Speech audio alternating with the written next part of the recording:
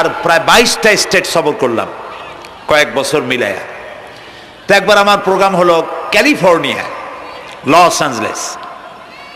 এখানে আমার 3 দিন প্রোগ্রাম। তারা একটা দিন আমাকে রাখলো সাইট সিন দেখার জন্য। আমাকে নিয়ে গেল লস অ্যাঞ্জেলেস থেকে সান দিয়েগো। সান দিয়েগো হচ্ছে প্যাসিফিক ওশানের পাশে। এইখানে আছে সি ওয়ার্ল্ড, অর্থাৎ সমুদ্রের মধ্যে যা কিছু আছে তা তারা সেখানে উঠায় রাখছে। বিশাল জায়গা, দেখতে অন্তত 4 দিন লাগে পুরা এলাকা দেখতে। তা আমার হাতে সময় 5 ঘন্টা, 5 ঘন্টা আমাকে দেখতে হবে। আমি বললাম গুরুত্বপূর্ণ জিনিসগুলি আমারে দেখাও। তো নিয়ে গেল। এই আপনাদের মাঠটা যত বড়, এরকম একটা বড় পুকুর, সেই পুকুরের মাঝখানে আছে একটা ওয়াল, আর ঠিক মাঝখানে আছে একটা মঞ্চ, আর 10,000 লোক বসতে পারে এরকম একটা গ্যালারি। ওরকম একটা গ্যালারিতে আমাকে বসালো টিকিট কাটায়া। ওখানে মাছের খেলা দেখানো হবে। যারা খেলা দেখাবে তারা হাতে তুড়ি দিল, সঙ্গে সঙ্গে 2টি মাছ ওই পাশ থেকে তারা ভিতরে বড় গেট আছে, সেই গেট দিয়ে এপারে চলে আসলো। আমি লক্ষ্য করলাম খেলা যারা দেখাবে তাদের মুখের কথা, বাঁশির আওয়াজ, হাতের ইঙ্গিত মাছে বোঝে। মাছটার বুকটা সাদা, একদম সাদা, আর পেছনের দিকটা কালো। যখন উঁচু হয় তখন মনে হয় কোনো সৌদি প্রিন্স হবে। কালো কাপড় গায়ে দেয় সাদা জামার উপরে, ঠিক ওরকম মনে হয়। তো যারা খেলা দেখাবে তারা এভাবে হাতে তালি দিল, মাছেও তার 2টি পাখা নিয়ে হাতে তালি দিল, ওয়েলকাম করলো দর্শকদেরকে। অনেকগুলি খেলা দেখালো এই মাছ। এক একটা খেলা দেখাইয়া যখন স্টেজের সামনে গিয়া মাছ হা করে, তখন বড় বড় বালতির ভিতরে ছোট ছোট মাছ আছে, এই মাছগুলি 2-3 বালতি তার মুখের মধ্যে ঢুকায় দেয়। আমার কাছে মনে হলো ওর গ্রাসটা এত বড় যে আমার মতো 12-14 জন বা 15-20 জন যদি ঢুকায় তাহলে মাছে মনে করবে যে কোনো চেলাপুটি ঢুকছে, এর থেকে বেশি কিছু মনে করবে না। এত বড় মাছ, শ্যামু ফিশ বলা হয় ওটাকে। এরপরে দেখলাম তিমি মাছ, নীল জাতীয় তিমি, যে তিমিগুলি খুব কম পাওয়া যায় মহাসমুদ্রে, এগুলি থাকে। এক একটা নীল তিমির ওজন 5,000 টন পর্যন্ত হতে পারে। এর যে বাচ্চা হয় সে বাচ্চায় দুধ খায়। তিমি হচ্ছে স্তন্যপায়ী প্রাণী। যে বাচ্চা হইল যেদিন হয় সেদিন থেকেই বাচ্চার 50 থেকে 60 মণ দুধ লাগে। কে খাওয়ায়? সুবহানাল্লাহ। দুনিয়ার কোনো গভর্নমেন্ট খাওয়ায় না। দুনিয়ায় স্থলভাগে পিঁপড়া থেকে শুরু করে হাতি পর্যন্ত, ছোট্ট চেলা পোকা থেকে শুরু করে সাপ, বড় বড় পাইথন পর্যন্ত, টোনাটুনি পাখি থেকে শুরু করে ঈগল পর্যন্ত, নদীর ভিতরে চেলাপুটি থেকে শুরু করে তিমি মাছ পর্যন্ত অসংখ্য প্রাণী সকাল বেলায় খালি পেটে জঙ্গল থেকে, গর্তের মধ্য থেকে, বাসা থেকে, পানির মধ্য থেকে যার যার আস্তানা ছেড়ে আহারের অনুসন্ধানে শত সহস্র কোটি প্রাণী সব যার যার ক্ষুধার পেট নিয়ে বেরিয়ে যায়। আল্লাহ রাব্বুল আলামিন বলেন, সন্ধ্যা হতে না হতে সবগুলির পেট ভরাইয়া যার যার বাসায় আমি ভিড়াইয়া দেই। ইন্নাল্লাহা হুয়ার রাজ্জাকু যুল কুওয়াতিল মাতিন। খেতে দেওয়ার মালিক কে? সেই আল্লাহর এই গুণকে, এই গুণাবলীকে বিশ্বাস করতে হবে। খেতে দেওয়ার মালিক তিনি কেবলমাত্র। সন্তান হয় না, দেওয়ার মালিক কে? বলেন জোরে। হাসাবার মালিক কে? কাঁদাবার মালিক কে? সুখ দেওয়ার মালিক কে? দুঃখ থেকে উদ্ধার করার মালিক কে? হায়াতের মালিক কে? মতের মালিক কে? ফাআলুন লিমা ইউরিদ। যা খুশি তাই তিনি করতে পারেন। সুবহানাল্লাহ বলে। কোন?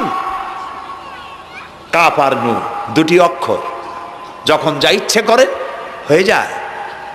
আল্লাহর এই গুণকে বিশ্বাস করলে মানুষ শিরক থেকে বাঁচতে পারবে। মাজার মুখী হবে না মুসলমান, মসজিদ মুখী হবে তখন। আজ আমার মুসলমান একদিকে নামাজও পড়ে আর একদিকে মাজারের কাছে গিয়ে দুর্বল হয়ে যায়। আছে না? আছে কি না? মাজারগুলির কাছে গিয়ে সাহায্য কামনা করে। আমার নিজের চোখে দেখেছি মাজারে গিয়ে কিভাবে সেজদা দেয় কবরকে। বলেন নাউযুবিল্লাহ। আল্লাহ ছাড়া কাউকে রুকু সেজদা করা যায় না। যা চাবার আল্লাহর কাছে চাইতে হবে। ওয়াইজা সাআলতা ফাসআলিল্লাহ ওয়াইজা ইসতাআনতা ফাসতাইন বিল্লাহ। যা কিছু চাওয়ার আল্লাহর কাছে চাও, যা কিছু বলার আল্লাহকে বলো। সব কিছু করার মালিক তিনি। সুবহানাল্লাহ বলেন। এই জন্য মাজারের সাথে মুসলমানদের সম্পর্ক হবে না, মুসলমানদের সম্পর্ক হবে মসজিদের সাথে। কিসের সাথে বলেন জোরে? আপনি কোনো অসুবিধায় পড়েছেন, মাজলুম হয়েছেন, অত্যাচারিত হয়েছেন, চাকরির সমস্যা হয়েছে, ঘরে খাবার নাই, অসুখ বিসুখ হয়েছে, নানান ধরনের সমস্যায় পড়েছেন, কোনো মাজার নয়, কোনো পীর নয়, মসজিদের ভিতরে চলে যান, উজু করে মসজিদে ঢুকে 2 রাকাত কাজায়ে হাজাতের নামাজ পড়েন। রাসূলুল্লাহর উপরে যখনই বিপদ হতো তিনি নামাজে দাঁড়ায় যেতেন। সুবহানাল্লাহ বলো। আপনি কেন যাবেন একটা কবরের কাছে? আপনার সাহায্য কামনার জন্য কোনো পীর নয়, আপনার সাহায্যের জন্য কোনো কবর নয়। সাহায্য পাওয়ার জন্য কে? আল্লাহ চান আপনার ঈমানটা খালেস হোক। আল্লাহ তাআলা এটা বরদাস্ত করতে পারেন না যে মানুষ কারো কাছে গিয়া আরেকজনের কাছে গিয়ে নথি স্বীকার করুক। আল্লাহ সহ্য করেন না। ইন্না শিরকা লাযুলমুন আযীম। শিরক হচ্ছে মস্ত বড় জুলম, অত্যাচার। আল্লাহ সব থেকে অপছন্দ করেন কোন গুনাহ? বলেন শিরক। আল্লাহ সহ্যই করেন না। কেন করেন না? একটা যুক্তিতে আসে। যারা বিবাহ করেছেন তাদের স্ত্রী যদি স্বামীর সাথে যে ধরনের হাসি খুশি প্রেমের আদান প্রদান করে, স্বামী ছাড়া যদি আরেকজন পুরুষের সাথে এরকমের ভাব বিনিময় করে, ফোনে কথা বলে, প্রেম করে, খুব সুন্দর করে ভালোবাসা দিয়ে যদি চিঠি লেখে অন্য পুরুষের কাছে, অথবা প্রেম নিবেদন করে, তাহলে স্বামীদের অবস্থা কেমন হবে বলেন? এইটার জবাব দিতেও যদি দেরি হয় তো খুবই কুলক্ষণ। হ্যাঁ, ভয়ানক হবে, ভয়ানক হয়ে যাবে। নিজের চরিত্র যতই যা হোক, বউর চরিত্র ভালো চাই। আচ্ছা বলেন তো, স্ত্রী আপনার সঙ্গে যেভাবে প্রেমের হাসি হাসে, প্রেম নিবেদন করে, ওই রকম আরেকটা পুরুষের কাছে সাথে করলে আপনার সহ্য হয় না কেন? আপনি স্ত্রীর উপর আপনার অধিকারটা কতখানি, কি জন্যে? আপনার স্ত্রীর যে হাসি, যে মিষ্টি হাসি, যা আপনার প্রাণ কেড়ে নেয়, ওই হাসিতে আপনার কোনো অবদান আছে? বলেন। তার যে টানা টানা চোখ, সুন্দর ভ্রু, মাথায় অনেক লম্বা চুল, শরীরটা সুন্দর, যৌবন, রূপ, এর ভেতরে আপনার কোনো অবদান আছে? হ্যাঁ আছে, একটু তো আছেই। আপনি যে মুখ দিয়ে বউটা হাসে, সেই ঠোঁটে একটু লিপস্টিক লাগাইছেন। যে চোখের জন্য আপনি পাগল, সেই চোখে একটু কাজল লাগাইছেন।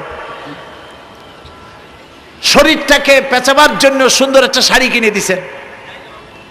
একটা শাড়ি দিয়ে, একটু লিপস্টিক কিনে দিয়ে, চুলের একটা ক্লিপ কিনে দিয়ে, একটা ভালো শাড়ি কিনে দিয়া, স্ত্রীর উপরে যদি এত অধিকার আছে যে কোনোদিন মৃত্যু পর্যন্ত কোন প্রেমের হাসি, ভালোবাসার আদান প্রদান আপনি ছাড়া আর কারো সাথে করতে পারবে না, এইটা যদি আপনার অধিকার এভাবে প্রতিষ্ঠিত হয়, তাহলে এই হাসি যিনি দিলেন, এই দাঁত, এই সুন্দর চোখ, এই রূপ, এই যৌবন যা আল্লাহ তাআলা দিলেন, তার সামনে কোনো পীর অথবা কবরের সামনে যদি হাত পাতে আল্লাহ বরদাস্ত করেন না। কথা কি বুঝে আসছে? কথা বুঝে আসছে? আলহামদুলিল্লাহ বলেন। আলহামদুলিল্লাহ। বুঝলেই আমাদের কষ্ট সার্থক। আলহামদুলিল্লাহ বলি। আলহামদুলিল্লাহ। আমরা যেন আল্লাহরে চিনতে পারি, বুঝতে পারি। আমার বিশ্বাস করুন, কোরআন আমার সামনে, আল্লাহর কসম, কোন জীবিত পীর, কোন মৃত্যু পীর আমার ভাগ্যের ভালো বা মন্দ করার কোন অধিকার রাখে না, রাখে না, রাখে না। কোন পীর ফু দিয়ে আমার ভাগ্যকে ভালো বানাই দিতে পারবে না, পারবে না, এবং আমার একটা চুলও বাঁকাও করতে পারবে না। খাইরিহি ওয়া শাররিহি মিনাল্লাহ তাআলা। আমার ভালো আমার মন্দ করার একমাত্র মালিক কে? আল্লাহ। এক আঙ্গুল আকাশের দিকে উঁচু করে চিৎকার দিয়ে বলুন কে? আবার বলেন, আবার বলেন, আবারও বলুন। হাত নামান। আল্লাহ কবুল করুন, বলেন আমিন। আমার এই বক্তব্য দিয়ে আমি কোনো পীরকে অমর্যাদা করছি না। পীর সাহেবদের কাছে পীর কোনো শরীয়তের শব্দ নয়। কোরআন এবং হাদিসে কোথাও পীর বলে কোনো শব্দ নাই। এটি ফার্সি শব্দ। এ শব্দের অর্থ হলো বৃদ্ধ। তো পীর যদি বৃদ্ধ হয় ভালো কথা, তিনি যদি আলেম হন আরো ভালো কথা। কিন্তু বাপ পীর ছিল, উনিও সেই সুবাদে পীর। ইলেম নাই তো, না নিজের কাছেই তো টর্চ নাই, আপনাকে অন্ধকারে উনিও ম্যানহোলের মধ্যে পড়বে, আপনারে নিয়ে পড়বে। আলেম হইতে হবে, পীর যদি হয় আলেম হইতে হবে, এক নম্বর কথা।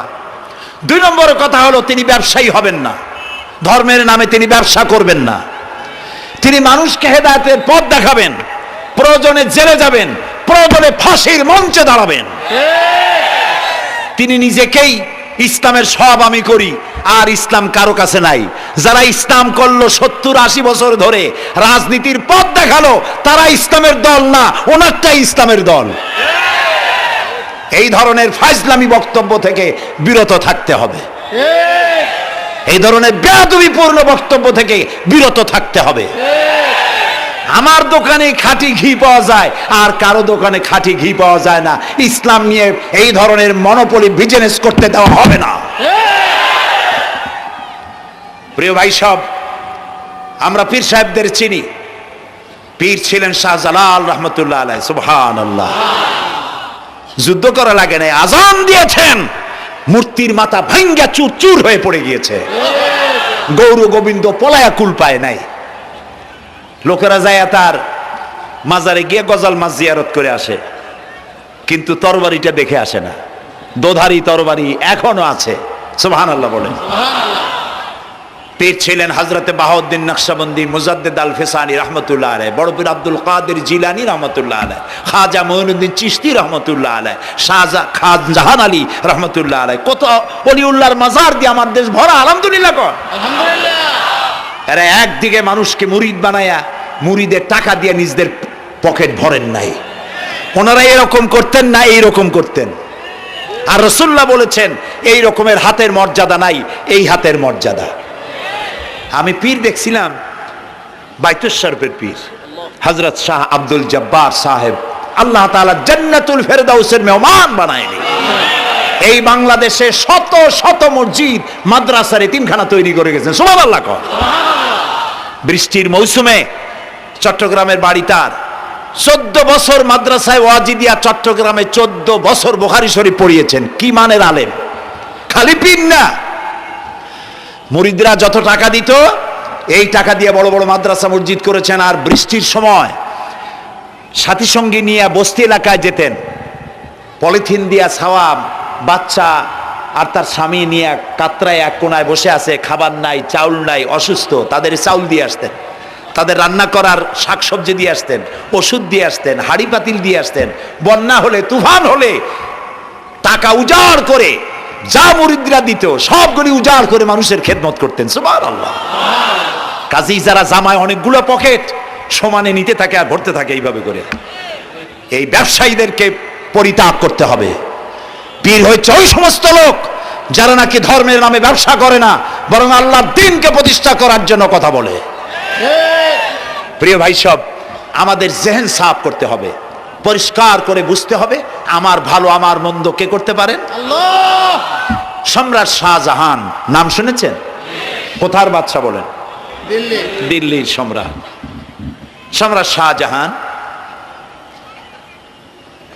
পৃথিবী জোড়া নাম তার। কবি বলছেন, শাহনে জাহাं को जिन्हें फख्र से देते थे बाज, वाज कब्र में है सूरह अलहम्दु की मोहताज। যে শাহজাহানকে কর দিয়া ট্যাক্স দিতে পারলে জনগণ নিজেদেরকে গৌরবান্বিত বলে মনে করত। সেই শাহজাহান কবরে শুয়ে আছে, সূরা ফাতিহার মুহতাজ হয়ে আছে। সুবহানাল্লাহ। যদি কেউ আমার কবরের কাছ থেকে হাঁটে যাইতো আর একটু সূরা ইখলাস পড়ে সবরেসানি করতো, আমি কিছু পাইতাম। আহারে, এই এতিম ফকির হয়ে শুয়ে আছে। এক ফকির দিল্লি ঘুরতেছে, একজন বলছে, ভাই তোমারে তো খয়রাত করে দেখতেছি আমি সেই ছোটবেলা থেকে, খালি তুমি খয়রাত করো। একটা জিনিস আপনারা মনে রাখবেন, গরিব, আজকে যারা গরিব পরিশ্রমের মধ্য দিয়ে কালকে তারা ধনী হতে পারে, কিন্তু যারা ভিক্ষুক, যারা ভিক্ষা করে, জিন্দেগিতে কোনোদিন তারা বড় হতে পারবে না। ভিক্ষা করা যাদের অভ্যাস, জীবনেও বাড়ি করতে পারবে না, জীবনেও ধনী হইতে পারবে না, কিন্তু গরিব ধনী হইতে পারবে। কারণ হলো আল্লাহর কাছে দুইটা বৈধ জিনিস অত্যন্ত ঘৃণিত। কয়টা? একটা হলো তালাক, আর একটা হলো ভিক্ষাবৃত্তি, মানুষের কাছে চাওয়া। আল্লাহ পছন্দ করেন না। তো ভিক্ষুক ঘুরতেছে, একটা লোক বলল, মিয়া তোমার তো সারা জীবনই খরচ করতে দেখি। খরচ করবো না, করবো কি? যার কাছে যাই সে দেয় 4 আনা 2 আনা 1 টাকা, এর বেশি তো দেয় না, তাই দিয়ে আমি কেমনে বড় লোক হবো?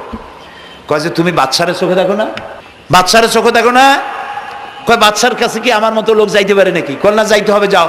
বাদশা একবার যাবা, এমন দেওয়া দেবে জীবনে আর তোমার খয়রাত করা লাগবে না।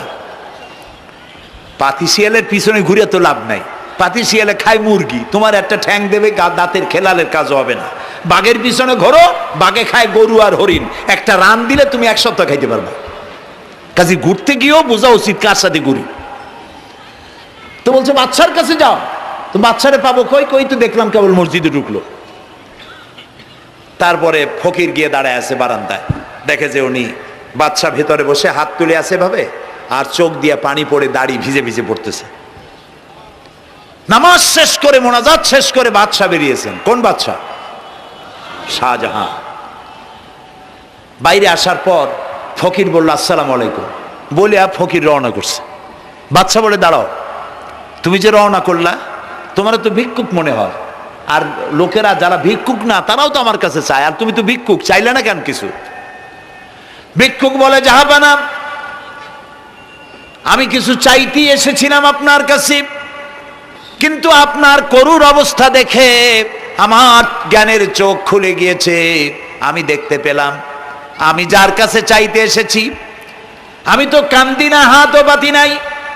যার কাছে চাইতে আসতাম দিল্লির সম্রাট, আবার কোন সম্রাটের কাছে হাত পেতে ভিক্ষুকের মতো কি জানি চায়, আর চোখ দিয়া পানি পড়ে দাড়ি ভিজে ভিজে পড়ছে। আমার জ্ঞানের চোখ খুলে গেছে, দুনিয়ার বাদশার কাছে আর চাইবো না। বাদশা কান্দে যে বাদশার কাছে, তার কাছেই চাইবো। প্রিয় ভাই সব, এই জন্যে জিহ্ন সাফ করে ফেলুন। দুনিয়ার কোনো মানুষের জন্য, মানুষের কাছে নয়, কোনো কবরে নয়, কোনো কারো কাছে নয়, আল্লাহ তাআলার কাছেই আমরা নামাজের মধ্যে ঘোষণা করেছি, ইয়াকা না'বুদু ওয়া ইয়াকা নাস্তাঈন। আল্লাহ তাআলা, তোমার একমাত্র ইবাদত করি, তোমার কাছেই সাহায্য চাই। কাজেই সাহায্য আল্লাহর কাছে। কার কাছে চাইবো বলে? আল্লাহ আমাদের ঈমান পোক্ত করে দিন। আমরা বলি আমিন, আমরা বলি আমিন। অসুখ বিসুখ হইলে পরে ধৈর্য ধরবেন। অনেক মানুষ আছে জ্বর হইলে কয় যে এত নামাজ পড়ি খালি জ্বর আমারই হয়, এত রোজা রাখি, ভালো ভালো কাম করি, আমার ছেলের অসুখ মোটে সারি না। এই জাতীয় কথা বলবেন না। মুমিনের পায়ে যদি কাঁটাও ফোটে, সওয়াব থেকে খালি নাই। ধৈর্য ধরতে হবে। কাঁটা ফুটছে, বলেন ইন্না লিল্লাহ। আজাবান লিল মুমিন, মুমিনের জন্য বড়ই আশ্চর্য ব্যাপার, বিপদ হইলেও শুকর আদায় করে, আর সুখে থাকলেও শুকর আদায় করে। সুবহানাল্লাহ বিহামদি। বিপদ আসলে সে বলে ইন্না লিল্লাহি, বলেন ইন্না লিল্লাহি ওয়া ইন্না ইলাইহি রাজিউন। আর যখন শান্তি আসে বলে আলহামদুলিল্লাহ। দুই অবস্থায় তার জন্য নিয়ামত আল্লাহর তরফ থেকে সে পায়, আলহামদুলিল্লাহ। প্রিয় ভাই সব, তো আল্লাহর উপর ঈমান আনার জন্য কয়টা শর্ত বলছি না? এই যে প্যাচ লেগে গেছে, কয় যে 3টা। আল্লাহর উপর ঈমান আনার জন্য শর্ত কয়টা? 4টা। 4টার বলছি কয়টা? 2টা। আরেকটা হচ্ছে আল্লাহর কুদরত, এ বিশ্বাস করা। আল্লাহর কুদরত মানে শক্তি। আল্লাহর কিছু বিশ্বাস করবেন, বলেন জোরে। শক্তি। আকাশ এবং জমিনে শক্তিশালী কে? কিন্তু আমার দেশের জনগণ, কিছু কিছু রাজনীতিবিদরা বলে জনগণই নাকি সকল ক্ষমতার, সকল শক্তির উৎস। কি পাগল! তুমি ক্ষমতার উৎস? নাকের মধ্যে ময়লা, দাঁতে ছাতা, পেটের মধ্যে দুর্গন্ধ ভরা, ক্ষমতার উৎস? আশ্চর্য কথা। এই যে ক্ষমতার উৎস, হাজার হাজার লোক এখানে বসা, দুইটা ভাউয়া ব্যাংক যদি দুই কোণা দিয়ে ঢোকে, ভাউয়া ব্যাংক চেনেন? বিগ সাইজের ব্যাংক, দুইটা যদি দুই দিক দিয়ে ঢোকে লাফাইতে লাফাইতে, সামনে যারা আছে এমনি লাফাবে। অন্তত টঙ্গী তামিরুল মিল্লাত মাদ্রাসা ছাড়াইয়া তারপরে ফিরে তাকায় বলবে, ভাই আমরা দৌড়াই কেন? ব্যাংকের সামনে অসহায়, বল্লা ভীমরুলের সামনে অসহায়, সাপের সামনে, বিচ্ছুর সামনে অসহায়, তারা কয় সকল ক্ষমতার উৎস জনগণ। কপাল পোড়া! ক্ষমতার উৎস জনগণ নয়। এটা কোরআনের সাথে কন্ট্রাডিকশন হয়। এ কথায় আল্লাহ বলেছেন, আন্নাল কুওয়াতা লিল্লাহি জামিয়া। সকল ক্ষমতার উৎস কে? চিল্লায় বলো। ক্ষমতা কি দেখছেন? মাত্র 1.5 মিনিট। কয় মিনিট? মাত্র 1.5 মিনিট। আল্লাহ বলেছেন কোন? সাথে সাথে তামিলনাড়ু, মালয়েশিয়া, ইন্দোনেশিয়া, থাইল্যান্ড, মালদ্বীপ, শ্রীলঙ্কা, 2 লক্ষ লোক শেষ, 1 লক্ষের খোঁজ নাই। সমুদ্রের পানি 33 ফিট উঁচু হয়ে এসছে। সুবহানাল্লাহ কই দিচ্ছে করে না? বিজ্ঞানীরা বলেছেন ভারত মহাসাগরের তলদেশে ফাটল ধরেছে, ওর কয়েক কিলোমিটার নিচে ভূমিকম্পের উৎপত্তি হয়েছে।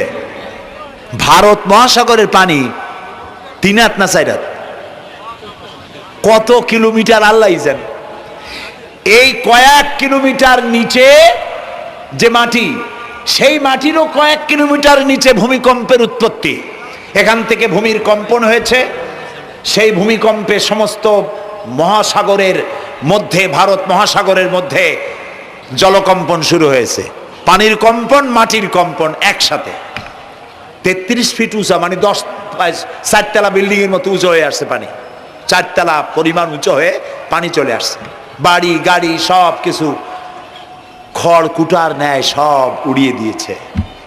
এগুলোরে কপাল পোড়া নাস্তিক যেগুলি, তারা বলে প্রাকৃতিক দুর্যোগ। ওর বাপের মাথা।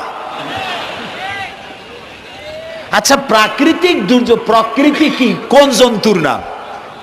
প্রকৃতি কোন জন্তু, জানোয়ারের নাম? প্রকৃতি নিজে চলে না কেউ তাকে চালায়? কে চালায়? কপাল পোড়ারা তা বোঝে না। বিশ্ববিদ্যালয়ের শিক্ষক হয়েছে তো, আল্লাহ দিয়ে আসি কোথায়? তবে সব খারাপ না, ভালো আছে, আলহামদুলিল্লাহ কর। কিছু আছে কপাল পোড়া, বিশেষ করে শান্তিনিকেতনে যারা পড়াশোনা করে আসে, সাহিত্য চর্চা করে, এই সাহিত্য চর্চা করতে করতে এক পর্যায়ে কপাল পুড়ে যায়, আল্লাহরে চিনতে পারে না। সব চেনে, আল্লাহরে চেনে না। আল্লাহ এখন চিনাইতেছে ভালো করে। প্রিয় ভাই সব,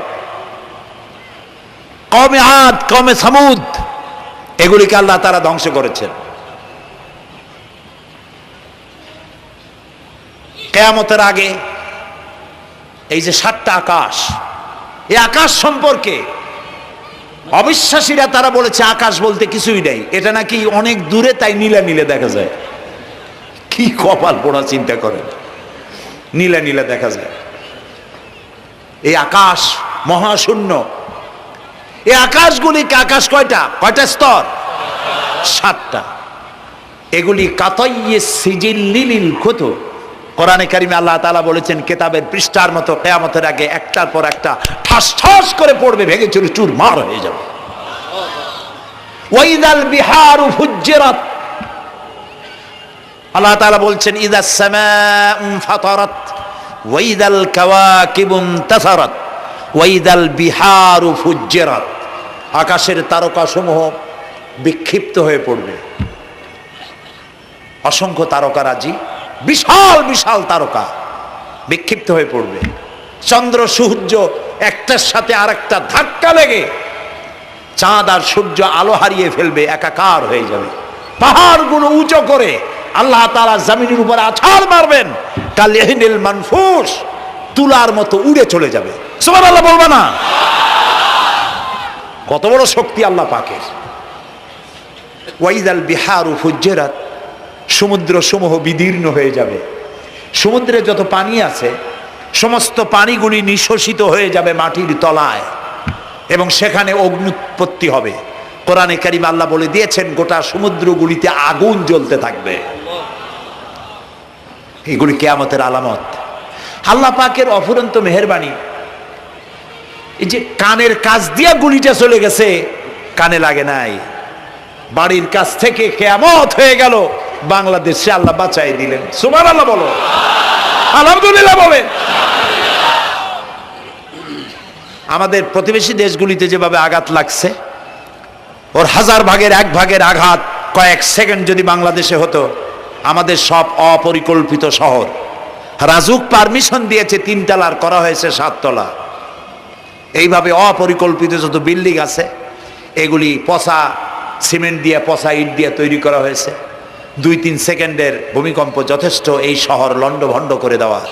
অসংখ্য মানুষ মারা যাবে, অসংখ্য বাড়িঘর শেষ হয়ে যাবে। এদেরকে রেস্কিউ করার মতো মডার্ন ইকুইপমেন্টসও গভর্নমেন্টের কাছে নাই। এই জন্য আল্লাহর কাছে সেজদা দিয়া গুনার তওবা করতে হবে, আল্লাহ আমাদের মাফ করে দাও, আমার এই গরিব দেশটাকে কিয়ামত পর্যন্ত এই গজব থেকে বাঁচাও। প্রিয় ভাই সব, আল্লাহ তাআলার ক্ষমতার ওয়াজ আমি আজ করতে পারবো না, অনেক লম্বা হয়ে যাবে। কারণ আমাকে 3টা পুঁজির কথা তো কমসে কম বলতেই হবে, অল্প করে হলেও। শুনবেন তো?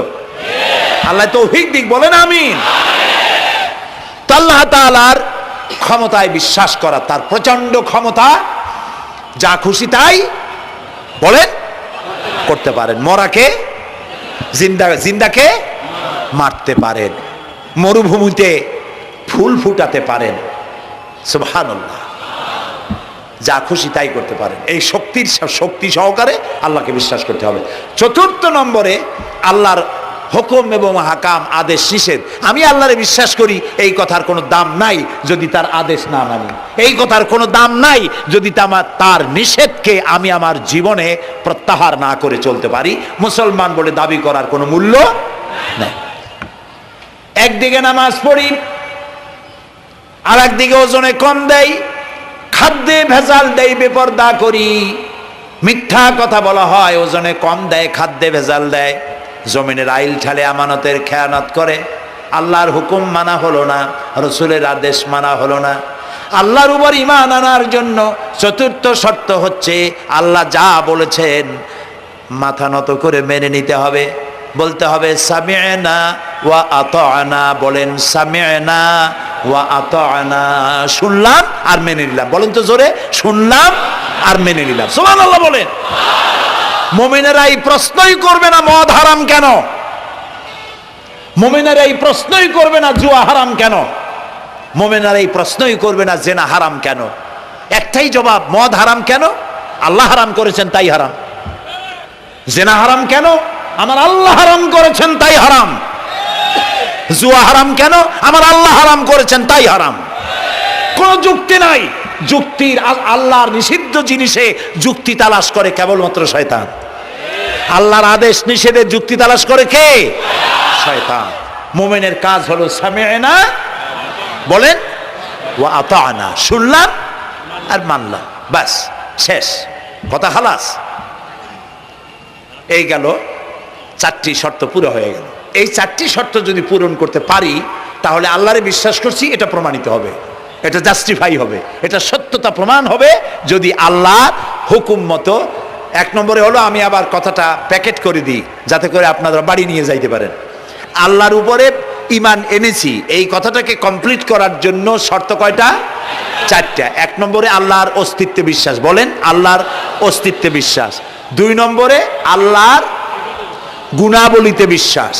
3 নম্বরে আল্লাহর ক্ষমতায় বিশ্বাস। 4 নম্বরে আল্লাহর আদেশ এবং নিষেধে বিশ্বাস, মান্য করে চলা। আল্লাহ যেন এই তৌফিক আমাদের দেয়, বলেন আমিন। আল্লাহ রাব্বুল আলামিন দুনিয়ায় শান্তি, আখিরাতে জাহান্নাম থেকে মুক্তি দেওয়ার জন্য আল্লাহ পাক আমাদেরকে একটা ব্যবসার কথা বলেছেন। ওই ব্যবসায় পুঁজি কয়টা বলেন? তিনটা পুঁজি। বলছি কয়টা? দেখেন যে কেমনি প্যাঁচ লাগে। বলছি মাত্র একটা, সে একটা ডাল বাইর করছি চারটা। এবার আসেন মূল পয়েন্টে। এবার দ্বিতীয় পয়েন্ট, রসুলের প্রতি ঈমান। আমরা তো রসুলের প্রতি ঈমান আনছি কিনা বলেন?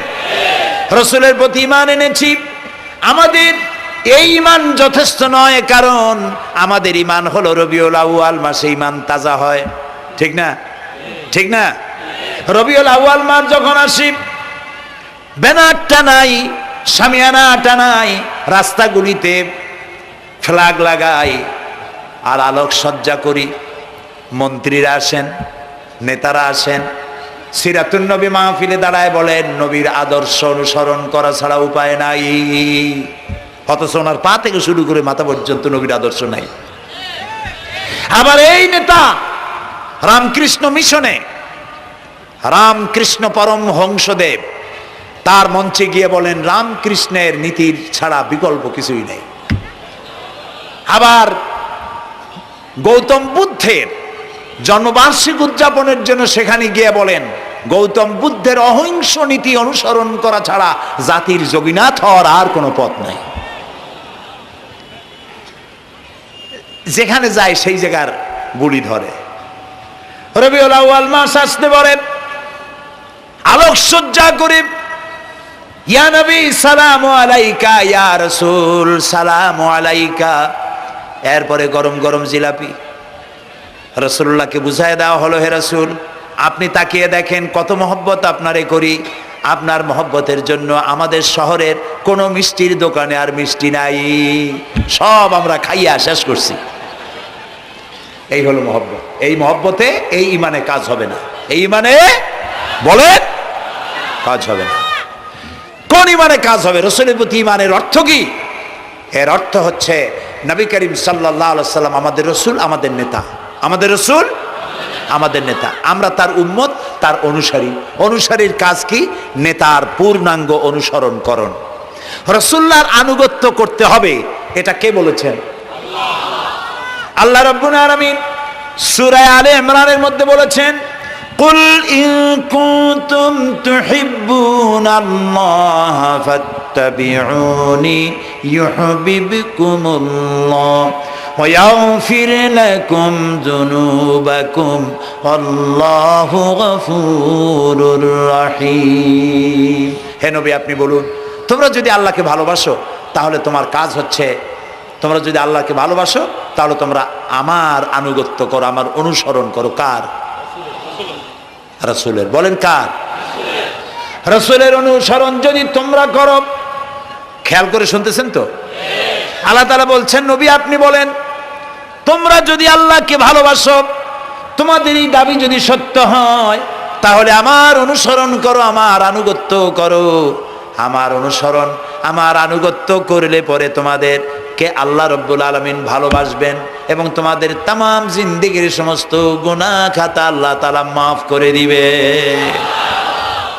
আমরা কি গুনাহ মাফ করাইতে চাই? বলেন চাই? আসুন রাসূলের আনুগত্য করুন। রাসূলের আনুগত্য কিরকম? রাসূল যেভাবে মোস কাটছে আমরা সেইভাবে মোস কাটবো। তিনি দাড়ি যেভাবে রাখছেন আমরা সেইভাবে রাখবো। তিনি চুল কাটছেন যেভাবে সেইভাবে করব। তিনি পায়ের নখ, হাতের নখ যেভাবে কাটছেন সেইভাবে করব। তিনি যেভাবে বিবাহ করেছেন সেই সুন্নত অনুযায়ী বিবাহ, তিনি যেভাবে দেশ চালাইছেন সেইভাবে দেশ চালাবো। রাসূলের অনুসরণের অর্থ শুধু এই নয় যে তিনি যেভাবে সুরমা লাগাইছেন আমি ওইরকম সুরমা দেব, তিনি যেভাবে কদু খাইছে আমিও কদু খাবো, এইটা নয়। এটা নয়, শুধু রাসূলের আনুগত্য হবে মুরগির ফার্ম থেকে শুরু করে জাতিসংঘ পর্যন্ত, জীবনের সব ক্ষেত্রে। আর বিশ্বাস করতে হবে তিনি শেষ নবী, তারপরে আর কোন নবী আসবে না।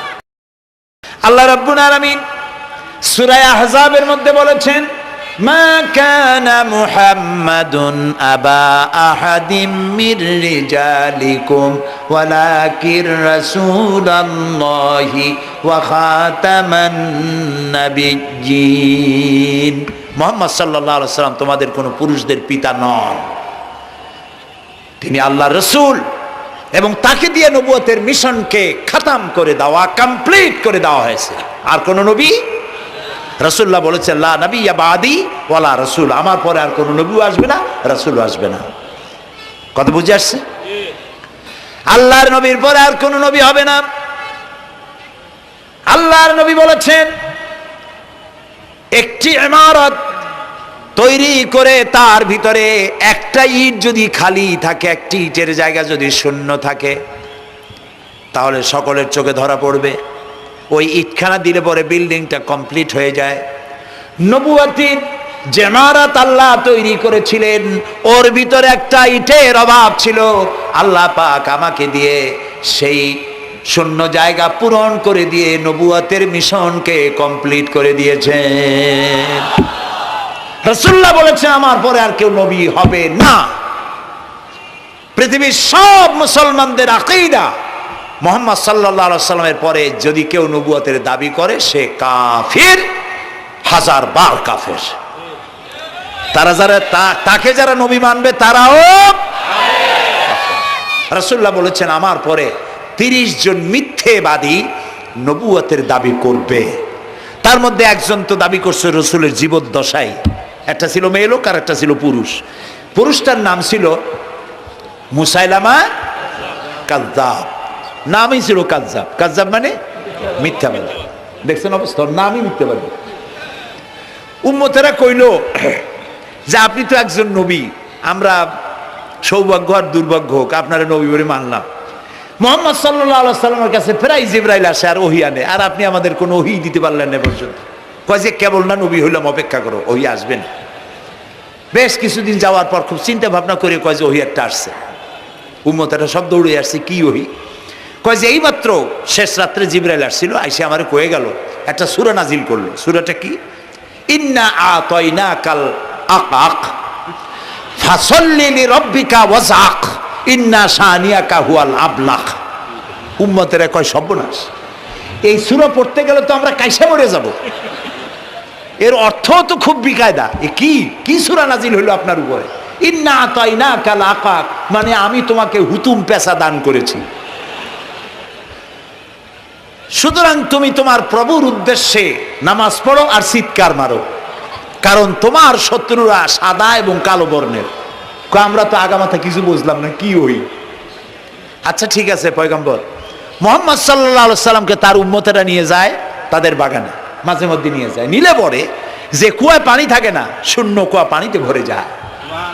যে গাছতলা দিয়ে তিনি হেঁটে যান, যে খেজুর গাছে খেজুর নাই, সেই গাছতলা দিয়ে রাসূল হেঁটে গেলেন, গাছে ফল ধরে যায়। আপনি তো এরকম কিছু দেখাইতে পারেন না। কয় তোমরা তো আমার নেও না, চলো না যাই। নিয়ে গেছে, যাইয়া দেখে যে কুয়ার পাড় দিয়ে যায়, যে কুয়ায় পানি থাকে তা থাকে না, শুকায় যায়। যে গাছ তলায় দিয়ে যায় ওই গাছে খোরমা থাকলে সাথে সাথে খড়গুলো ঝরে যায়। উম্মতের কয় কি একটা কপাল পড়ো নবী পাইলাম ভাগে। আল্লাহ তারে শেষ করছে দুনিয়া থেকে, জাহান্নামে চলে গেছে। সেই মহিলাটাও গেছে, সেও গেছে। রাসূলুল্লাহ বলেছেন এইরকম 30 জন মিথ্যাবাদী নবুয়তের দাবি করবে কিয়ামতের আগ পর্যন্ত। গোলাম আহমদ কাদিয়ানী, এ হলো ইতিহাসে আমরা যদ্য পাই তার পর্যন্ত 28 জন হয়েছে। মুহাম্মদ সাল্লাল্লাহু আলাইহি সাল্লামের ইন্তেকালের পর ওকে নিয়ে হয়েছে 28 জন। কয়জন হইল? বাকি আছে কয়জন? তাই বলে কিয়ামত যে এই 2 জন হইলি আগামী বছর বা 5-6 বছরের মধ্যে কিয়ামত হবে ওইটা চিন্তা করেন না। এই পৃথিবীতে একটা লোক আল্লাহ শব্দ উচ্চারণ করার যদি থাকে, কিয়ামত সে পর্যন্ত হবে না। সুবহানাল্লাহ। সুতরাং বহুত দেরি আছে কিয়ামতে। তবে ওর মতো আরো শয়তান 2 জন আসবে। গোলাম আহমদ কাদিয়ানী বলল আমি পয়গম্বর, আমি নবী, আমার উপরে ওহী আসে। তো তার সঙ্গে ওই যুগের বড় আলেম মাওলানা আতাউল্লাহ শাহ বুখারী রহমতুল্লাহ আলাইহি, তিনি বললেন আচ্ছা তুমি যে নবুয়তের দাবি করো, এই শক্তি তুমি পাও কই? কয় যে আমার শক্তি তো কোরআন, কোরআনের মধ্যেই আছে আমার কথা। কোথায়? কয় সূরা সফের মধ্যে আছে, ইয়াতি মিন বাদি ইসমুহু আহমদ। ঈসা আলাইহিস সালাম আমার ব্যাপারে ফোরকাস্ট করেছেন, ভবিষ্যৎবাণী দিয়েছেন যে আমার পরে একজন আসবে, তার নাম হবে আহমদ। আমি তো সেই আহমদ। মাওলানা বুখারী বলছেন বেকুব, ঈসা আলাইহিস সালাম যার কথা বলেছেন তার নাম, ঈসা আলাইহিস সালাম যার কথা বলেছেন তার নাম হলো ফকাত আহমদ, আর তোমার নাম হলো গোলাম আহমদ। তাহলে এতে করে বোঝা যায় ঈসা আলাইহিস সালাম যার কথা বলেছেন তুমি সেই আহমদের গোলাম, তো তুমি নবুয়তের দাবি করো কেন? গোলাম আহমদ কয় যে হুজুর আমার নামের আগে গোলাম বৈশা একটু সমস্যা হয়েছে, ঠিক তো গোলামটারে যদি বাদ দেই তাহলে তার আপনি আপত্তি করতে পারেন না আমি আহমদ থাকি আর আপনি আমার উম্মত হয়ে যান। আমার কথা ঈসা আলাইহিস সালাম বলেছেন। মাওলানা বুখারী বলছেন দেখো তোমার ফতোয়া অনুযায়ী তুমি বলছো নামের প্রথম অংশ বাদ দিয়া শেষের অংশ নিয়ে তোমার উপর ঈমান আনতে, তাহলে আমার নাম আতা আল্লাহ, তোমার ফতোয়া অনুযায়ী আমার নামের প্রথম অংশ বাদ দিলাম, আতা গেছে, থাকছে আল্লাহ। আর আল্লাহ হয়ে বলছি তোর মতো গাধারে আমি নবুয়ত দেই নেই। এরপর এই শয়তানের মউত হলো কোথায় বলেন, কোথায়? পায়খানার ভিতরে। এই কাদিয়ানীরা, গোলাম আহমদ কাদিয়ানী কাফের, ওরে যারা নবী বলে মানে তারাও কাফের। প্রিয় ভাই সব, পৃথিবীর 48টি মুসলিম দেশ কাদিয়ানীদেরকে নন মুসলিম মাইনরিটি হিসেবে ঘোষণা দিয়েছে রাষ্ট্রীয়ভাবে। সৌদি গভর্নমেন্ট আইন পাশ করেছে কিয়ামত পর্যন্ত কাদিয়ানীরা মক্কা মদিনায় প্রবেশ করতে পারবে না। বিগত 100 বছরের ভিতরে কোনো কাদিয়ানী মক্কা মদিনায় ঢুকতে পারে নাই। আজকে বাংলাদেশে খতমে নবুয়তের আন্দোলন নতুন কিছু নয়, দীর্ঘদিন থেকেই উপমহাদেশে খতমে নবুয়তের আন্দোলন চলছে। এই আন্দোলন চলবে যতদিন পর্যন্ত সরকারের পক্ষ থেকে তাদেরকে নন মুসলিম মাইনরিটি ঘোষণা না করা হচ্ছে, আন্দোলন চলবেই। এদের লাশ রাস্তায় ফেলায় দিবা আর 14 কোটি মুসলমান তাকিয়ে তাকিয়ে দেখবে, তা বিশ্বাস করো না। খতমে নবুয়তের আন্দোলন যারা করেন এই জাতির 14 কোটি মুসলমানের সমর্থন তাদের পেছনে রয়েছে। কাজী তাদের ব্যাপারে উচ্চবাচ্য কথা বলতে গিয়ে ব্যারিস্টার হন, আইনজীবী হন, যেই হন, খতমে নবুয়তের আন্দোলন যারা করে তাদের ব্যাপারে কথা বলতে গিয়ে মুখ সামনে কথা বলবেন। এদেশের মানুষ শহীদ হয়ে যাবে, কাদিয়ানীদেরকে বরদাস্ত করবে না। আমাদের দেশে হিন্দু, থামুন, আমাদের দেশে হিন্দু, খ্রিস্টান, বৌদ্ধ আমাদের দেশের নাগরিক অধিকার ভোগ করে না?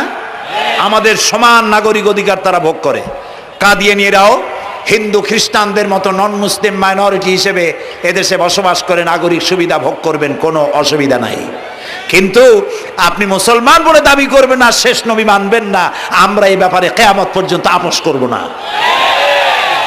কেবলমাত্র মূর্খ, দালাল, হারামখোর তারাই কাদিয়ানীদের পক্ষ অবলম্বন করতে পারে, ইমানদারেরা পারে না।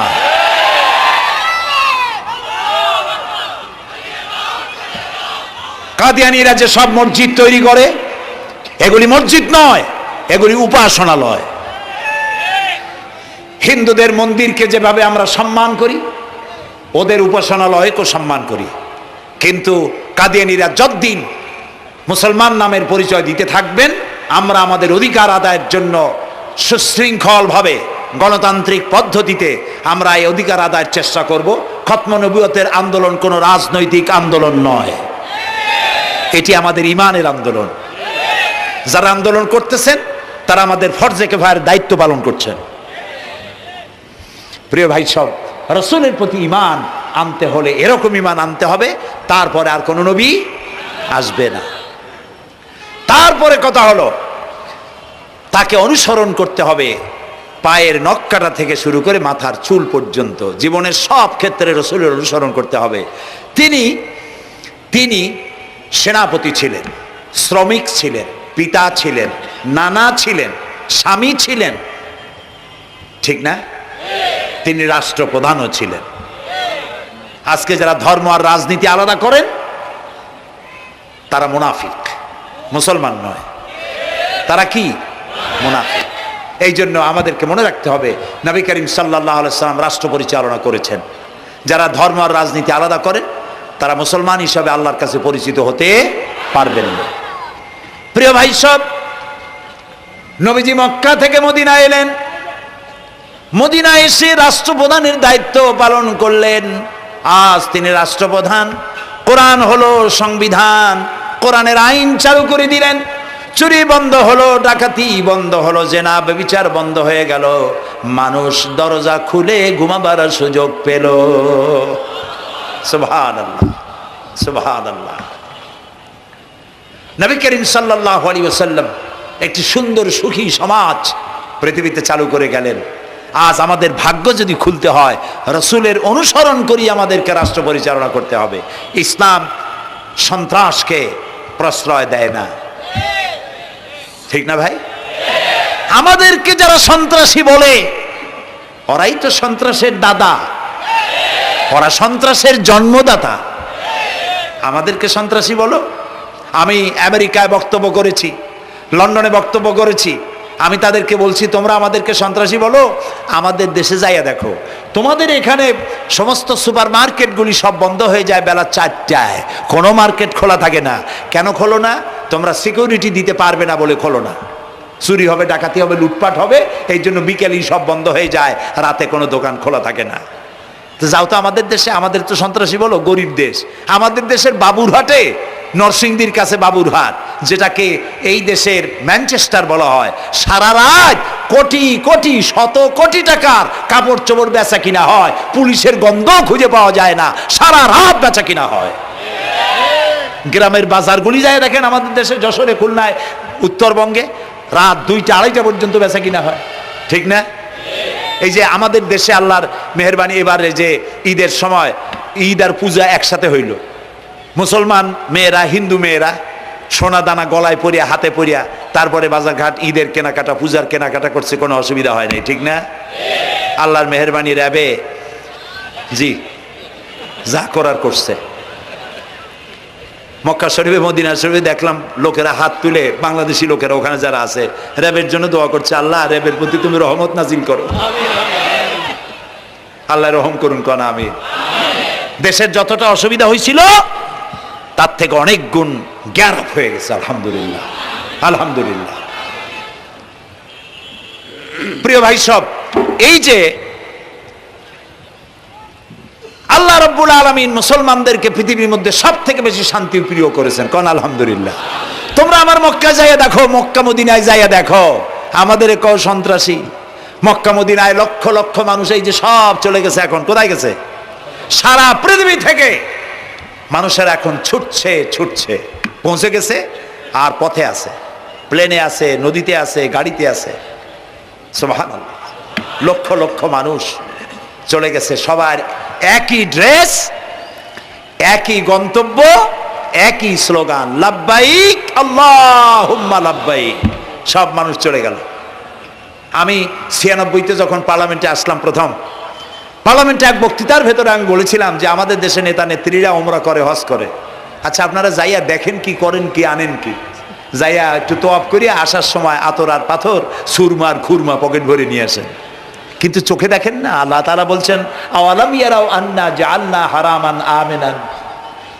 তোমরা কি দেখতে পাও না আমার এই হারামকে আমি কিভাবে নিরাপত্তার শহর বানিয়েছি? সুবহানাল্লাহ। রাত 2:30-3টার সময় চাঁদের মতো সুন্দরী যুবতী মেয়ে, একাকিনী, কোনো পুরুষ সঙ্গী ছাড়া, নিজের ডেরা, নিজের তাবু ফেলে কাবা শরীফের ভিতরে এসে গেল। লক্ষ লক্ষ পুরুষের মধ্য দিয়ে আল্লাহর ঘর তওয়াফ করলো, তাহাজ্জুদের নামাজ আদায় করলো, এরপরে দোয়া দুরুদ করে, কান্নাকাটি করে মেয়ে লোকটি একাকী লক্ষ লক্ষ মানুষের মধ্য দিয়ে নিজের ঘরে ফিরে গেল। কোন পুরুষের একবার তার চেহারার দিকে নজর পড়েছে তো দ্বিতীয়বার তার রূপ উপভোগ করার মতো সাহস কারো মনের মধ্যে জাগে না। হাজার বছরের ইতিহাস, মক্কা থেকে, মদিনা থেকে, আরাফাত থেকে, মুজদালিফা থেকে, মিনা থেকে একটা নারী লাঞ্ছিতা হয়েছে, ধর্ষিতা হয়েছে, অপমানিতা হয়েছে, এর ইতিহাস নয়। প্রিয় ভাই সব, প্রসঙ্গক্রমে এই টঙ্গী লক্ষ লক্ষ লোকেদের সমাবেশ হয়, আলহামদুলিল্লাহ বলে। হতেই পারে তাবলিগি জামাতের ভাইয়েরা এখানে উপস্থিত হন, সারা দেশ থেকে, বিভিন্ন দেশ থেকেও লোকজন আসে, এক জায়গায় বসে আল্লাহ বিল্লাহ করে, মোনাজাত করে। এটা মনে আসতো তাই বলতেছি। কেউ কেউ এটাকে খুব বাড়াবাড়ি করেন। সে বাড়াবাড়িটা হলো, কেউ কেউ বলেন আরাফাতের পরেই দ্বিতীয় এই সমাবেশ। এই বেয়াদবি শব্দটাকে উচ্চারণ করবেন না আল্লাহর হস্তে। কোথায় টঙ্গী, কোথায় আরাফাত, আর কোথায় টঙ্গী? কি এর সাথে আপনি কি মিলান? আপনি বলুন এখানে লক্ষ লক্ষ লোক হয়েছে, আমরাও দেখতে পাচ্ছি লক্ষ লক্ষ লোক হয়, কিন্তু আপনি কেন দ্বিতীয় সমাবেশ বলেন? কেন আপনি আরাফাতের ময়দানের পরে এই কথা বলেন? মহাগুনাহ, মহা বেয়াদবি। আরাফাতে যাওয়া ফরজ, টঙ্গীতে আসা নফল নয়। আপনি কিসের সাথে কি তুলনা করেন? জিন্দিগিতে এই চিন্তা করবেন না।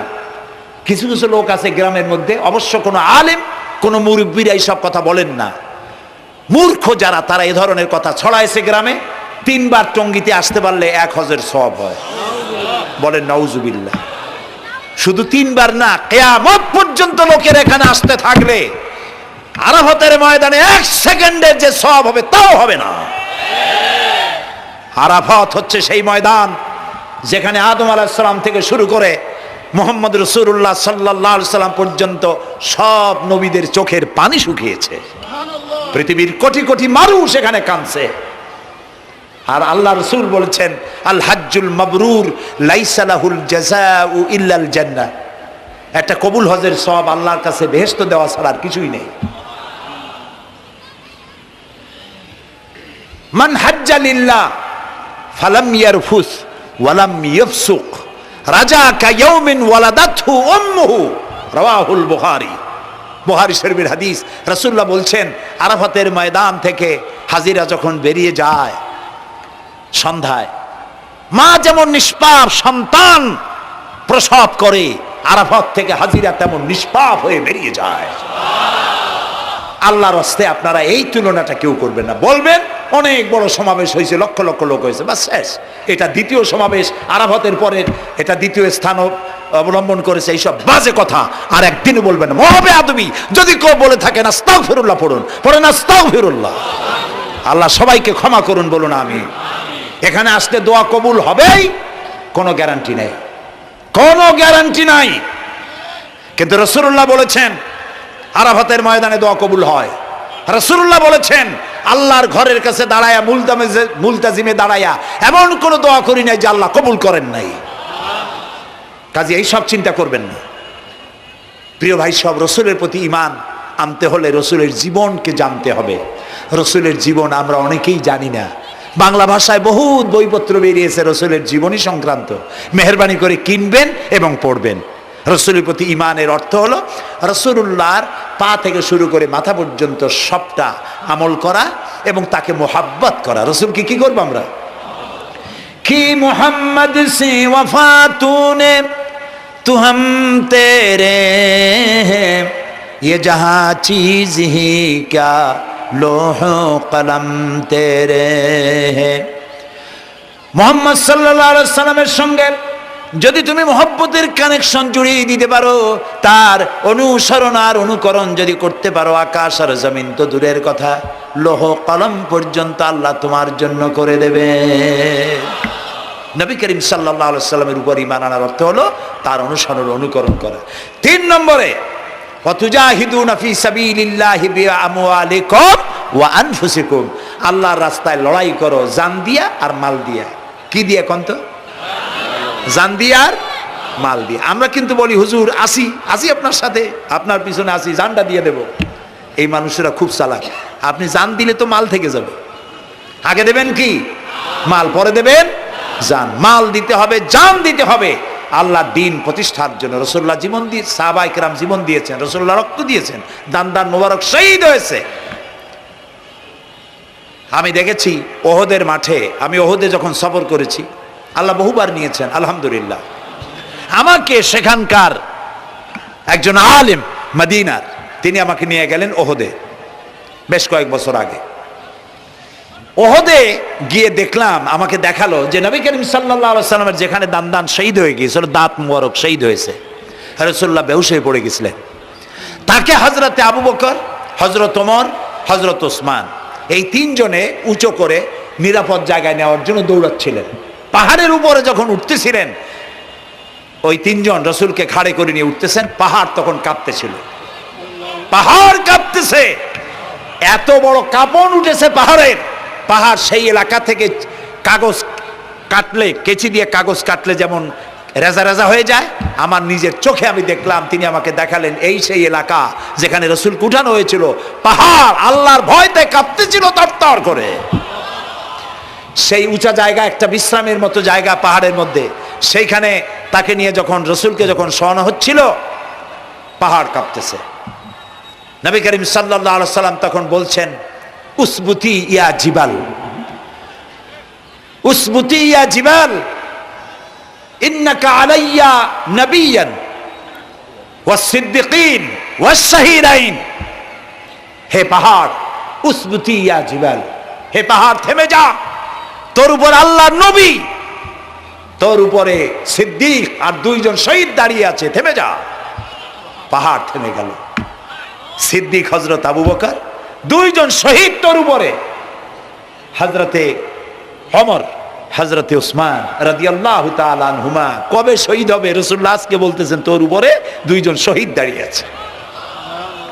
এইভাবে কষ্ট করেছেন নবীজি, ক্ষুধায় কষ্ট করেছেন, যুদ্ধ করেছেন।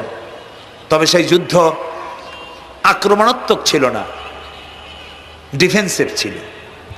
আক্রমণকে প্রতিহত করার জন্য তিনি লড়েছেন। প্রিয় ভাই সব, এত কষ্ট করার পর তিনি যে দিন কায়েম করে গিয়েছিলেন, আল্লাহ তাআলা বলছেন, ওয়াতুজাহিদুনা ফি সাবিলিল্লাহি, আল্লাহর রাস্তায় লড়াই করো জান দিয়ে আর মাল দিয়ে আমার দ্বীনকে প্রতিষ্ঠা করার জন্য। যদি তোমরা ইসলাম বুঝে থাকো, এরই মধ্যে তোমাদের জন্য কল্যাণ নিহিত রয়েছে। সুবহানাল্লাহ বলেন, এরই মধ্যে কল্যাণ। সুতরাং শুধু টুপি মাথায় দিয়ে নামাজ পড়লেই হবে না, নামাজও পড়তে হবে, আল্লাহর হুকুম হাকাম মানতে হবে, রোজাও রাখতে হবে, হজও করতে হবে, যাকাতও দিতে হবে, স্ত্রীকে পর্দায় রাখতে হবে, আমলে আখলাকে, সিরাতে সুরাতে, চলনে বলনে, ব্যবসায় বাণিজ্যে, বক্তৃতায়, রাজনীতি, অর্থনীতি, সমাজনীতি, সব জায়গায় আল্লাহ এবং রসুলের পূর্ণাঙ্গ আনুগত্য করার নামই হলো মুসলমান হয়ে যাওয়া। সুবহানাল্লাহ। এই মুসলমান হইতে পারবো আমরা? আল্লাহ যেন তৌফিক দেখেন, আমিন।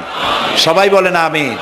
আমি এখন আপনাদের নিয়ে মোনাজাত করব। মোনাজাতের আদব বসা, দাঁড়ানো ভাইয়ের একটু বসেন। এই যত মানুষ দাঁড়ায় আছেন, মেহেরবানি করে একটু বসেন। আমি কিন্তু একবারও বলিনি আপনারা বসেন। দাঁড়ানো ভাইরা মেহেরবানি করে বসেন, মোনাজাত করব আপনাদেরই নিয়ে। প্রায় 2 লক্ষ লোক মারা গেছে ভূমিকম্পে, আর 1 লাখের উপরে নিখোঁজ। তাদের জন্য দোয়া করবেন না? যে আল্লাহ আমাদের বাঁচাই দিলেন, তাদের জন্য, তার জন্য দোয়া শুকর আদায় করবেন না?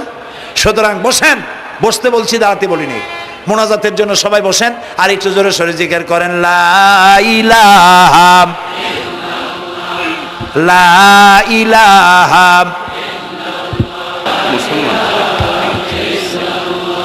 ও ঘামে শেষ হয়ে গেছে।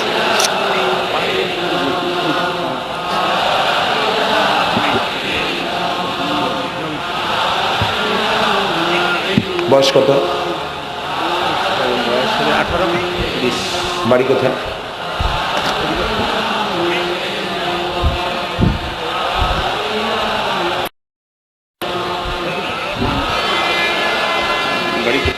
একটু জোরে, লা ইলাহা। এফিডেভিট করছো? বসো বসো।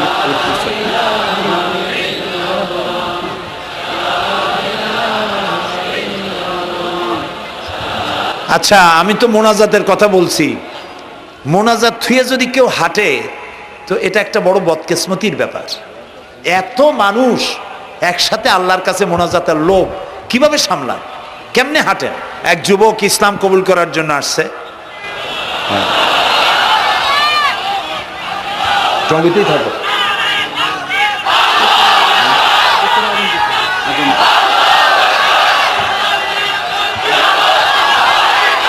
জি,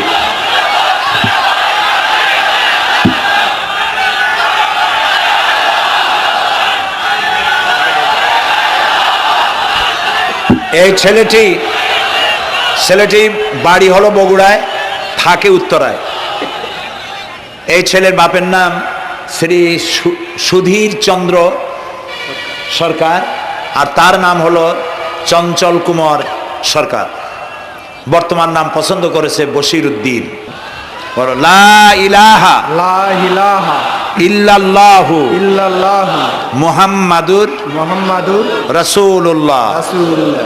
আল্লাহ ছাড়া আল্লাহ ছাড়া কোনো ইলাহ নাই, কোনো ইলাহ নাই, মাবুদ নাই, মাবুদ নাই, উপাস্য নাই, উপাস্য নাই। মুহাম্মদ মুহাম্মদ সাল্লাল্লাহু সাল্লাল্লাহু আলাইহি ওয়াসাল্লাম আলাইহি সাল্লাম আল্লাহর আল্লাহর প্রেরিত প্রেরিত রাসূল। রাসূল। আশহাদু আন আশহাদু আন লা ইলাহা লা ইলাহা ইল্লাল্লাহু ইল্লাল্লাহু ওয়াহদাহু ওয়াহদাহু লা শারীকা লা শারীকা লাহু লাহু ওয়া আশহাদু আন্না ওয়া আশহাদু আন্না মুহাম্মাদান মুহাম্মাদান আবদুহু আবদুহু ওয়া রাসূলুহু। ওয়া রাসূলুহু। আমি সাক্ষ্য দিচ্ছি আমি সাক্ষ্য দিচ্ছি আল্লাহ ছাড়া আল্লাহ ছাড়া কোনো ইলাহ নাই, কোনো ইলাহ নাই, মাবুদ নাই, মাবুদ নাই, উপাস্য নাই, উপাস্য নাই। তিনি এক, তিনি এক, তিনি একক, তিনি একক, তার কোনো তার কোনো অংশীদার নাই। অংশীদার নাই। আমি আরো সাক্ষ্য দিচ্ছি আমি আরো সাক্ষ্য দিচ্ছি মুহাম্মদ মুহাম্মদ সাল্লাল্লাহু সাল্লাল্লাহু আলাইহি ওয়াসাল্লাম আলাইহি সাল্লাম আল্লাহর আল্লাহর বান্দা বান্দা এবং এবং তার তার প্রেরিত রাসূল। প্রেরিত রাসূল। বলো আসসালামু আলাইকুম। আসসালামু আলাইকুম। আপনারা জবাব দেন। এই ছেলেটি এখন আমাদের মধ্যে নিষ্পাপ। আমাদের সকলের আমলনামায় পাপ আছে। রাসূলুল্লাহ বলেছেন, যখন একজন মুশরিক ইসলাম কবুল করে, কালেমা পড়ে, বিশ্বাস করে, অর্থ সহকারে উচ্চারণ করে, তার পিছনের সমস্ত গুনাহ খাতাকে আল্লাহ তাআলা মাফ করে দেন। সুতরাং আমরা তার জন্য দোয়া করি, আল্লাহ যেন তাকে খাঁটি মুসলমান বানায় দেন। আমরা সবাই বলি আমিন।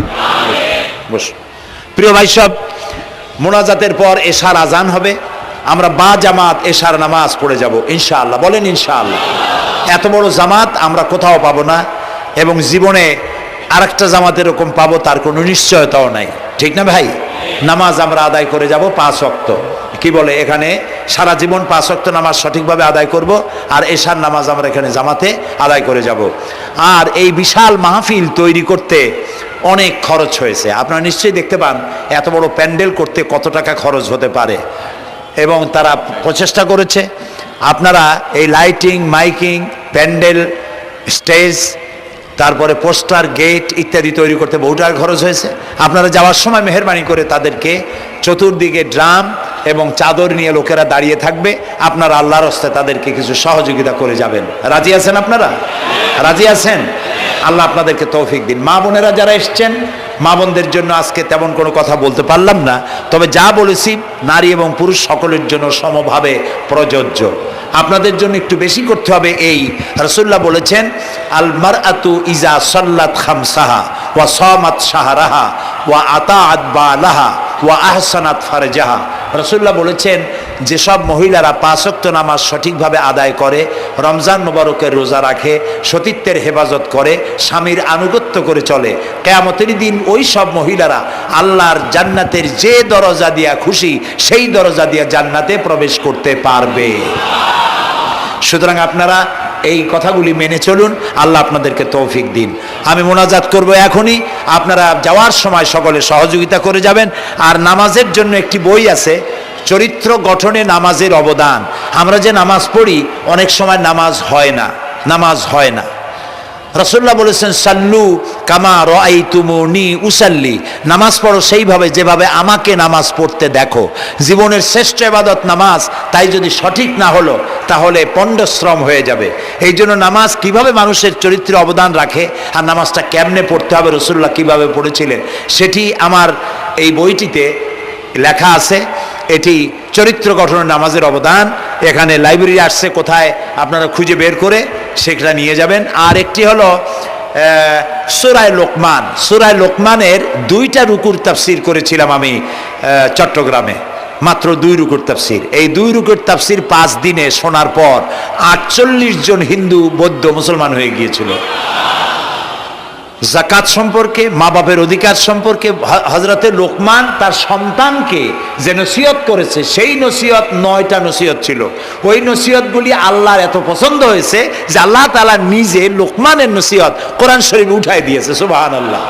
সুতরাং আমার নিজের, আমার সন্তানদের ভালো করার জন্য এই নসিহতগুলি দরকার।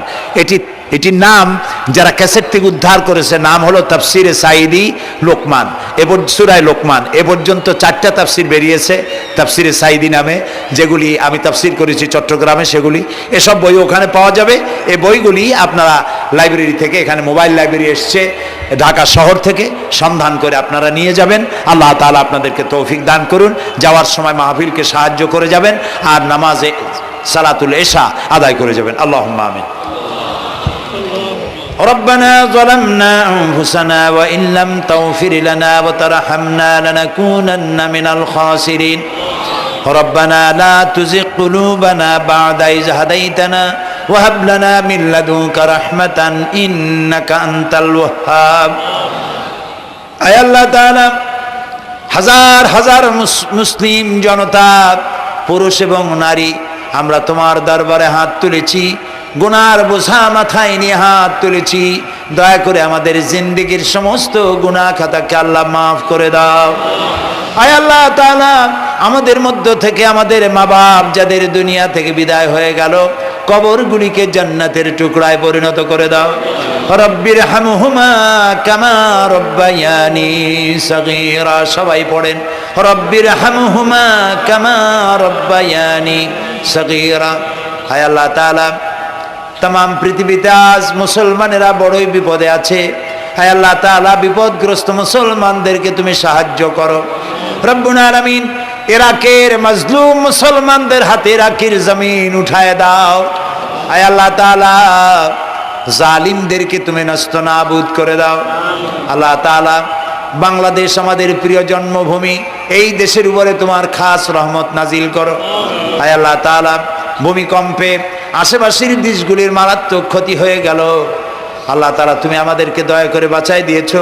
কিয়ামত পর্যন্ত আসমান আর জমিনের সব মুসিবত থেকে আমাদের দেশকে তুমি হেফাজত করো রব্বুল আলামিন।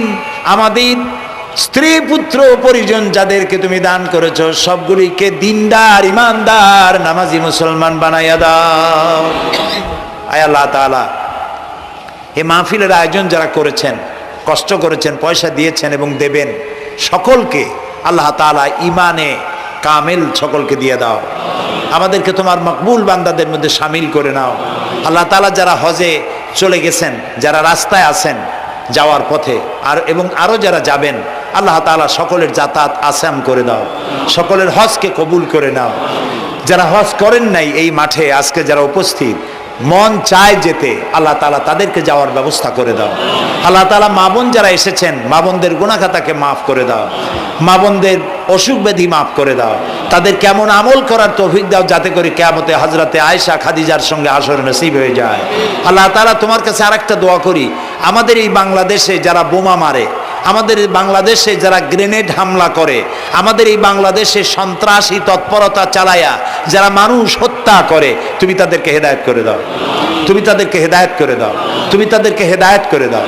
আল্লাহ তাআলা, তোমার ইলমে যদি জানা থাকে ওদের নসিবে হেদায়েত নাই, তাহলে হামান, নমরুদ, সাদ্দাত, ফেরাউন, এগুলারে যেমনে তুমি ধ্বংস করছো, বাংলাদেশে যারা গ্রেনেড হামলা করে, বোমা হামলা করে, মানুষ খুন করে, ওদেরকে গজব দিয়া, লানত দিয়া বাংলাদেশ থেকে চিরকালের জন্য বিদায় করে দাও। যারা বাংলাদেশে নৈরাজ্য সৃষ্টি করে, আল্লাহ তাদেরকে গজব দিয়া বিদায় করে দাও। হয় তারা হেদায়েত হোক, না হয় এই শয়তানদের হাত থেকে আমাদের দেশকে আল্লাহ তুমি রক্ষা করো রব্বুল আলামিন। টঙ্গী বিরাট শ্রমিক এরিয়া, আল্লাহ তাআলা শ্রমিকদের স্বাস্থ্য ভালো রাখো, তাদের সকলকে নামাজ আদায় করার তৌফিক দাও। আল্লাহ তাআলা, তাদের অভাব অভিযোগ দূর করে দাও। 4 দলীয় ঐক্য জোটের এই সরকারকে ইসলামের পক্ষে থাকার কাজ করার তৌফিক দান করে দাও। যত ওয়াদা নির্বাচনের আগে করেছিল, সবগুলি ওয়াদা অক্ষরে অক্ষরে পালন করার তৌফিক দিয়ে দাও। আমি কয়েক সেকেন্ড আপনাদের জন্য ছেড়ে দিলাম। মাথা নিচু করে, চক্ষু বন্ধ করে, যার যা চাওয়ার দরকার আল্লাহর কাছে চান। এই বিশাল মাহফিলে আল্লাহ তাআলা দোয়া কবুল করবেন ইনশাআল্লাহ।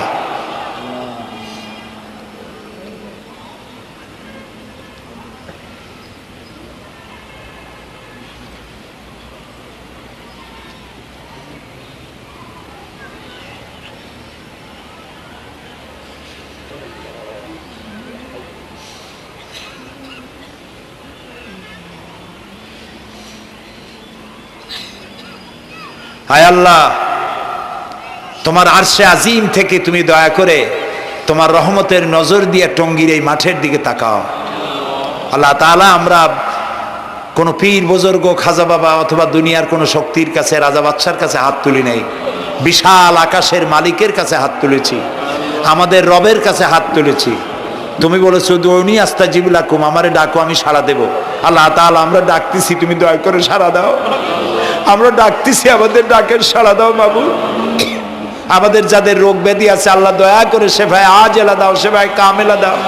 আল্লাহ তোমার কাছে আর একটা বিনীত দোয়া করি, আল্লাহ তুমি আমাদের জন্মসূত্রে যেসব নিয়ামত আমাদের শরীরে দিয়েছো, নাক, কান, চোখ, হার্ট, কিডনি, চলৎ শক্তি, বলার শক্তি, আল্লাহ মৃত্যুর আগ পর্যন্ত শরীরের এসব নিয়ামতের একটাও ছিনায় নিও না বাবু।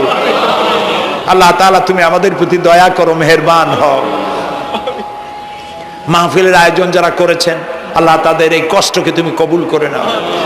কিয়ামতের দিন কোরআনের সুপারিশ আমাদের জন্য নসিব করে দাও।